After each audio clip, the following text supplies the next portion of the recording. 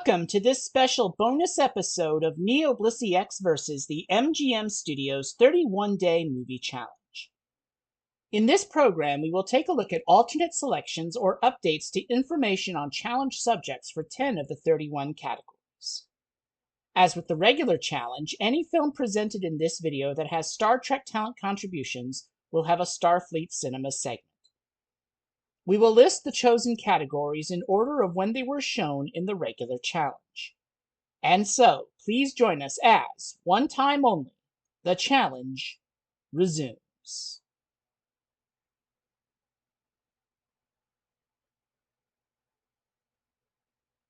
Originally released in U.S. theaters on March 26, 1997, Cats Don't Dance was a traditionally animated musical about Danny, a male cat who dreams of stardom in 1939 Hollywood, but must confront a tyrannical human child star and racial prejudices to make that dream reality.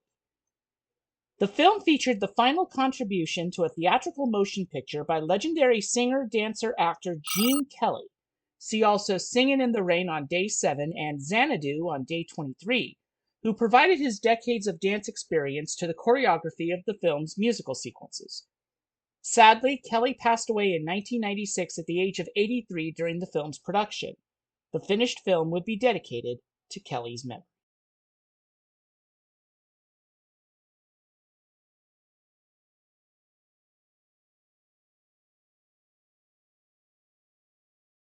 Born in St. Louis, Missouri, United States on October 9, 1954, actor Scott Bakula portrayed the voice of Danny, the male protagonist of Cats Don't Dance, in both speaking and singing forms.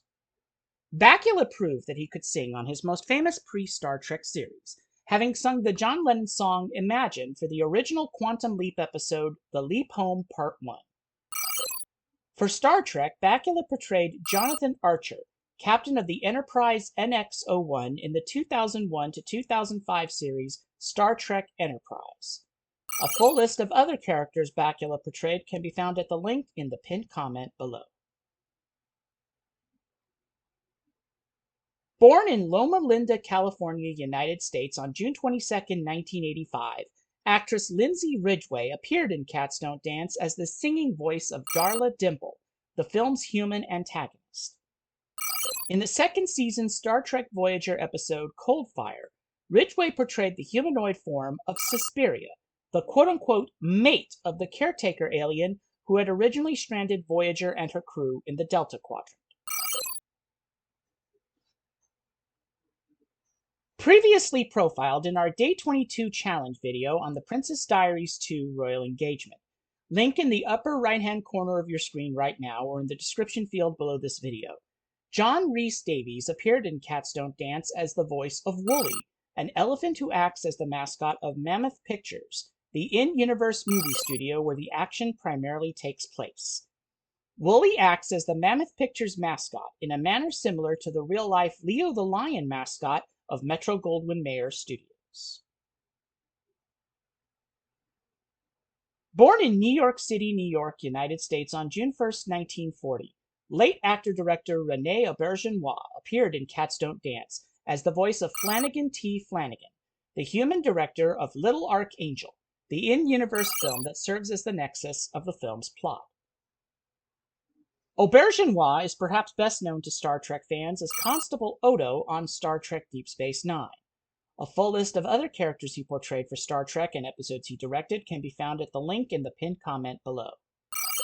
Auberjonois passed away in Los Angeles, California, United States on December 8, 2019 at the age of 79.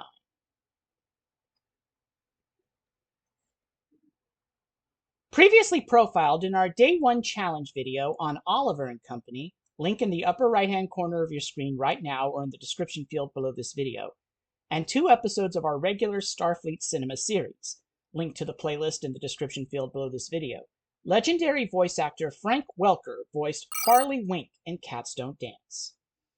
Wink is the owner of an animals-only talent agency from which Danny gets the role in Little Archangel, and where Sawyer, the female protagonist, works at the beginning of the film as Wink's secretary. Born in Bloomington, Indiana, United States on August 31, 1962, Legendary voice actor D. Bradley Baker appeared in Cats Don't Dance as the voice of Kong, a version of the legendary movie monster King Kong, who Danny and Sawyer meet as they arrive at Mammoth Pictures. For Star Trek Prodigy, Baker voiced everyone's favorite melanoid slime worm, Murph. A full list of other characters Baker voiced can be found at the link in the pinned comment below.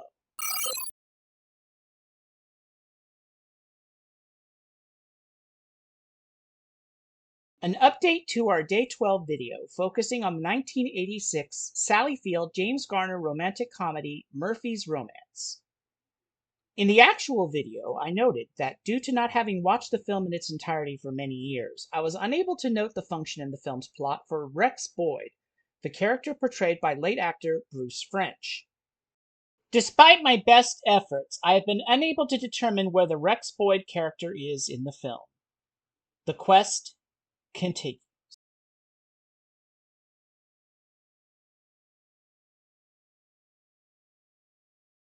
Before we begin this segment, I would like all of you, my loyal viewers and subscribers, to know that I do not condone the views and opinions of the original author of the book on which our alternate Day 18 film is based. I am only profiling this film on its merits as a single motion picture, and not as an extension of the personal or cultural beliefs of anyone involved in its creation. Originally released simultaneously in the United States and the United Kingdom on November 15, 2002, Harry Potter and the Chamber of Secrets is the second film in the Harry Potter, later renamed Wizarding World film series, based on the second book, originally published in 1998 in the original book series. It is Harry Potter's second year at Hogwarts School of Witchcraft and Wizardry, and in addition to typical school problems, Harry and friends must contend with a mysterious monster that is attacking Muggle-born, magical-born to non-magical parents, students.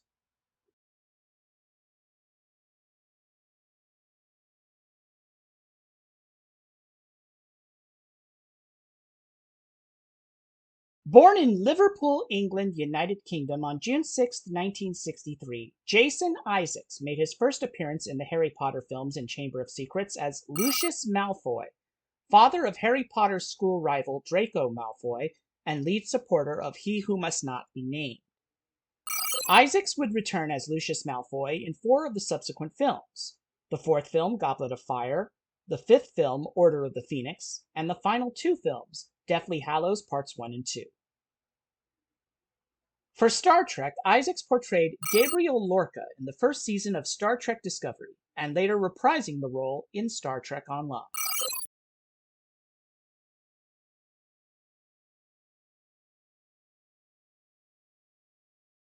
Originally released in U.S. theaters on February 15, 2002, Crossroads marked the motion picture acting debut of popular singer Britney Spears, whose 2001 hit song I'm Not a Girl, Not Yet a Woman was a key plot and promotional selling point.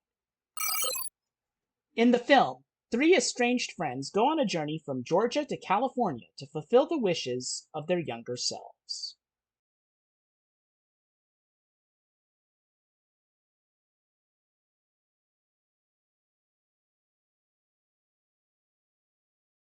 Born in Mount Prospect, Illinois, United States on February 25, 1973, Anson Mount appeared in 2002's Crossroads as Ben Kimball, the friend of one of the 3 girls who takes them on their journey. Along the way, Ben and Lucy, the character portrayed by Britney Spears, fall in love, with Ben writing music to a poem written by Lucy. This leads to the in-movie version of the aforementioned song I'm Not a Girl, Not Yet a Woman. Since Season 2 of Star Trek Discovery, Mount has portrayed Christopher Pike, second captain of the original USS Enterprise. Following the enormous success of Discovery Season 2, a petition was started for Mount to star in a separate series. The result, Star Trek Strange New Worlds, has been airing since 2022. Born in Passaic, New Jersey, United States on June 19, 1978, Zoe Saldana portrayed Kit, one of the estranged friends of Lucy who accompany her on the journey to California. Kit's dream was simply to get married following being overweight as a child. We indeed see that Kit is engaged as the present-day story begins. But after finding out that her fiancé cheated on her and also was the one who raped Mimi, the third friend portrayed by Taryn Manning, leading to Mimi's unintended and ultimately lost pregnancy, Kit broke up with him. For Star Trek, Zaldana portrayed the Kelvin timeline version of Nyota Uhura in 2009's Star Trek Into Darkness, and Star Trek Beyond, as well as the 2013 Star Trek video game. Born in Liverpool, England, United Kingdom on August 21, 1956, Kim Cattrall appeared in 2002's Crossroads as Caroline, the estranged mother of Lucy. It was Lucy's wish from her childhood to reconcile with Caroline, but Caroline refuses, revealing that she wanted nothing to do with Lucy, as Lucy herself was the result of another unintended pregnancy. For Star Trek, Cattrall portrayed Valeris, protege of Spock and member of the film's central conspiracy in Star Trek VI: The Undiscovered Country.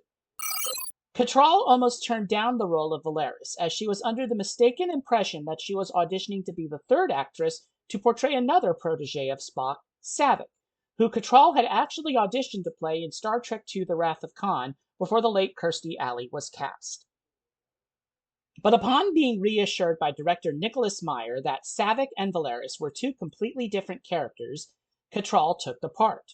Or as Cattrall herself put it in an interview with Cinefantastique magazine, and elaborated upon for William Shatner's 1994 book Star Trek Movie Memories, she referred to Saavik as a girl, while Valeris was a woman.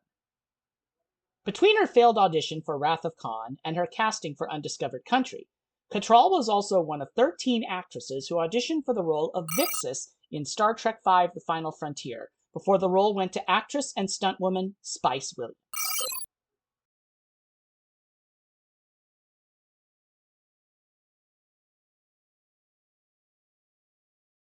After completion of my Day 24 video on the Godzilla film series, and specifically the 1999 film Godzilla 2000 Millennium, I discovered an additional Star Trek alumna had voiced a character in the TriStar Pictures edited US release version.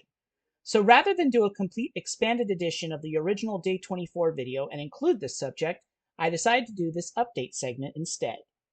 For details on the Godzilla series as a whole, and Godzilla 2000 Millennium in particular, please watch the original Day 24 video through the link in the upper right corner of your screen right now, or at the link in the description field below this video.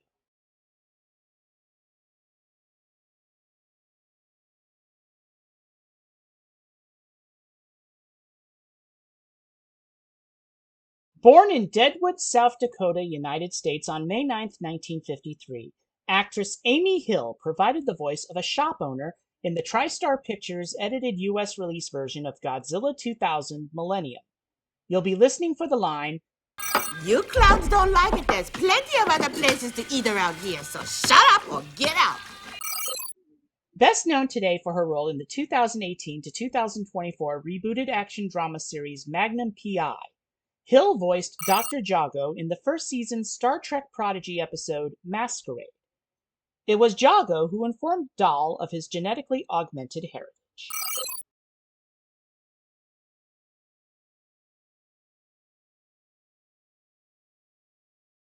In honor of the recent release of the new Spike Lee joint Highest to Lowest, I have decided for this category's alternate selection to profile the original Japanese film that inspired it. Another classic by the maestro of Japanese cinema and my favorite director of all time, the late, great Akira Kurosawa. Originally released only in Japan on March 1, 1963 as Tengok to Jigok, literally Heaven and Hell, High and Low stars frequent Kurosawa collaborator Toshiro Mifune as Kingo Gondo, an executive who has been seeking to buy out a well-known shoe company when he gets a call that his son has been kidnapped. But after his son returns home unharmed, Gondo learns that the son of his chauffeur has actually been kidnapped, and that the kidnappers wanted the same amount of money as ransom that they wanted for Gondo's own son. The story follows Gondo's quest for revenge after being forced out of his company's leadership for paying the ransom with company money, as he assists the authorities in investigating the kidnapping plot. Coincidentally, this film co-stars Japanese actor Tatsuya Nakadai, who starred in our actual Day 28 movie Kagemusha as Inspector Tokura, the lead police investigator of the kidnapping case.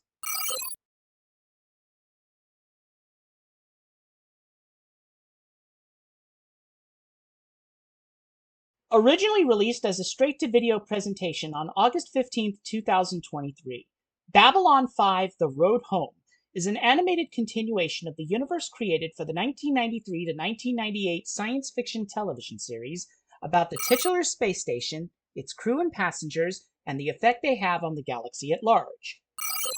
Created in honor of the 30th anniversary of the first broadcast of The Gathering, the series' original pilot film, the film follows John Sheridan, voiced by original actor Bruce Boxleitner, as he travels to different timelines and realities after the test of a new power source goes horribly wrong.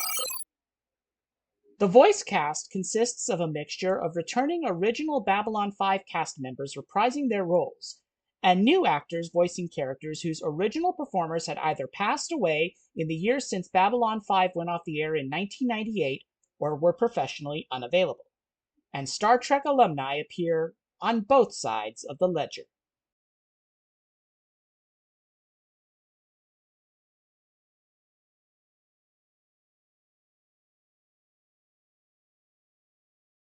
Born in Galveston, Texas, United States on November 13, 1953, Tracy Scoggins appears in Babylon 5: The Road Home as the voice of Elizabeth Lockley, the character she portrayed in the final season of the original television series and many projects subsequent to it. In the third season Deep Space Nine episode Destiny, Scoggins is hardly recognizable as Galora Rajal, one of 3 Cardassian scientists sent to DS9 to observe the installation of a subspace relay station by which easy communications between the Alpha and Gamma quadrants could be established. In the episode, Rajal risks her career and perhaps her life to prove that the malfunction of the relay was due to Obsidian Order sabotage, and not the actions of Chief O'Brien, whom Rajal had grown close to. Born in San Gabriel, California, United States on February 1, 1954, Bill Mumy appears in Babylon 5: The Road Home as the voice of Lanier, the loyal but often confused assistant to Minbari Ambassador Delenn. Mumy had portrayed Lanier in all 5 seasons of the original Babylon 5 series. In the 7th season Deep Space Nine episode The Siege of AR-558, Mumy portrayed Kellen, a human Starfleet crewman sent to hold a Dominion listening post which the Federation had captured. But before he could be rescued, Kellen is killed while protecting Ezri Dax. Mumy had been approached to appear on Star Trek several times, but refused due to spending hours upon hours in makeup chairs while filming Babylon 5, until friend and Deep Space Nine executive producer Ira Stephen Bear said that Mumy could play a regular human.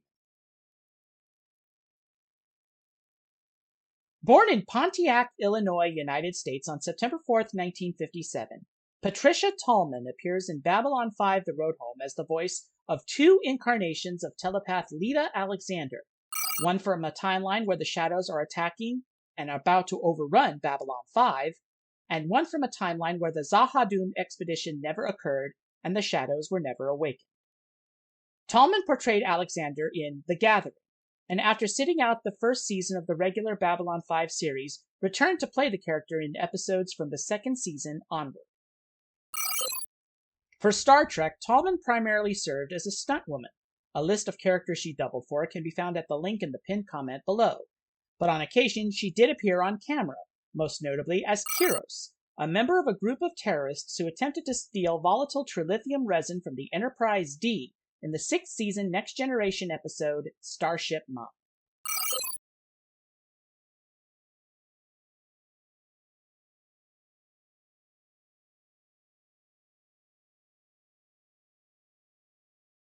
Born in Los Angeles, California, United States on January 24, 1967, Phil LaMarr appeared in Babylon 5: The Road Home as the voice of Dr. Stephen Franklin, replacing late original actor Richard Biggs. For Star Trek Lower Decks, LaMarr provided the voice of Admiral Alonzo Freeman, husband of USS Cerritos Captain Carol Freeman and father of Cerritos officer Lieutenant Junior Grade Beckett Mariner. A full list of other characters Lamar voiced for Lower Decks can be found at the link in the pinned comment below. Born in Los Angeles, California, United States on March 27, 1988, Peter Michael appeared in Babylon 5: The Road Home as the voices of David Sheridan, replacing late series actor Rance Howard, Marcus Cole, replacing series actor Jason Carter, who declined to reprise his role due to professional commitments, and the new-to-the-film character Trudan. Michael voiced the shuttle computer in the 4th season Discovery episodes All Is Possible, Rubicon, and Rosetta, and would go on to replace the late great Leonard Nimoy as the voice of Spock in the 2023 video game Star Trek Resurgence. Peter Michael was profiled in our Starfleet Cinema episode on the 2023 short film Once Upon a Studio. You can find a link in the upper right-hand corner of your screen right now or at the link in the description field below this video.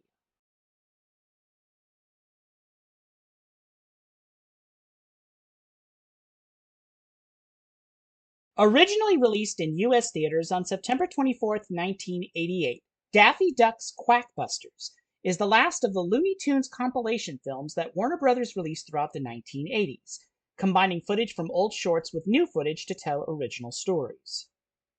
Here, Daffy Duck starts a ghost-busting business and deals with the strange and unusual, accompanied by Looney Tunes stalwarts Bugs Bunny and Porky Pig. This film was also the last theatrically released project for which legendary voice actor Mel Blanc recorded new material as the voices of his iconic characters, before his death on July 10, 1989, at the age of 81.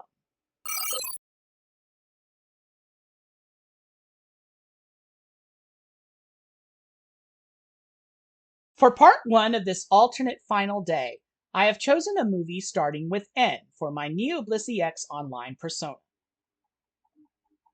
Originally released in U.S. theaters on July 20, 1984, following an April 6, 1984 release in its native West Germany, The Never-Ending Story adapts the first half of author Michael Ende's 1979 novel of the same name.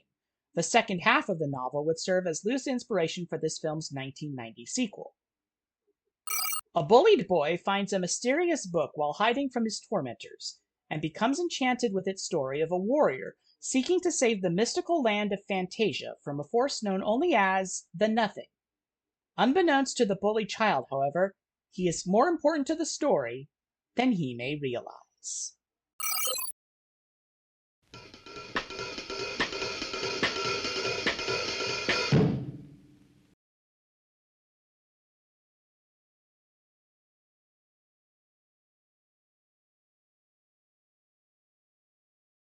Born Mohinder Purba in what is now Nairobi, Kenya, on January 26, 1949, Deep Roy appeared in The Never-Ending Story as Teeny Weeny, a messenger who appears in the opening scenes of the film as people are traveling to the Ivory Tower, Fantasia's royal castle, to get answers on the threat the Nothing poses to Fantasia. For Star Trek, Roy portrayed Keenser, partner in crime to the Kelvin timeline Montgomery Scott in 2009's Star Trek Into Darkness, and Star Trek Beyond. Previously profiled in our Starfleet Cinema episode on Chippendale Rescue Rangers, link in the upper right-hand corner of your screen right now or at the link in the description field below this video. Voice actor Alan Oppenheimer provided the voices of Falkor the Luck Dragon, the Rockbiter, Gamork, and the narrator at the very end of the film.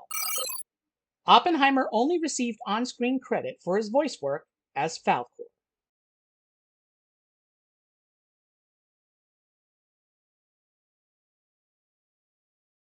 And now for the second half of our alternate final day, we take a look at a movie whose title starts with W for William, my real first name.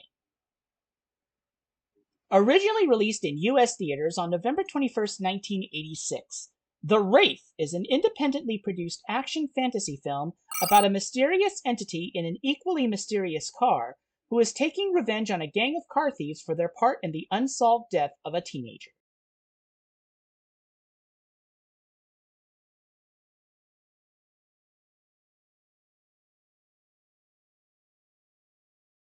Born in Burbank, California, United States on April 20, 1959, Clint Howard appeared in The Wraith as Drughead, the technical expert of the group of car thieves. Rughead is spared the wrath of the mysterious entity as he had no part in the unsolved death of the teenager. In the first season original series episode The Corbomite Maneuver, Howard, at just 7 years old at the time, appeared as the true form of Baylock, commander of the First Federation vessel Fesarius. Howard, the brother of actor-director Ron Howard, would appear in multiple episodes of later Star Trek series, most recently as Buck Martinez in the second season's Strange New Worlds episode Under the Cloak of War. A full list of Howard's Star Trek roles can be found at the link in the pinned comment below. Thank you for joining us on this special bonus edition of NeoBlisseyX versus the MGM Studios 31-Day Movie Challenge. If you have any ideas or questions, please put them in the comments. Before we go, here is the checklist seen throughout the challenge, with the posters of all 32 movies we profiled. Here's how the checklist would look with the alternate titles put in instead. Cue, if you would please.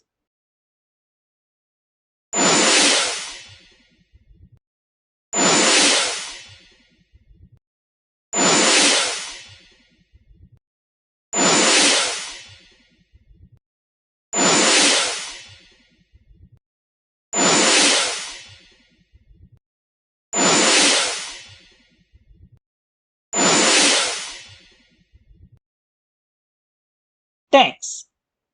Until we meet again, this is NeoBlisseyX signing off. Take care and live long and prosper.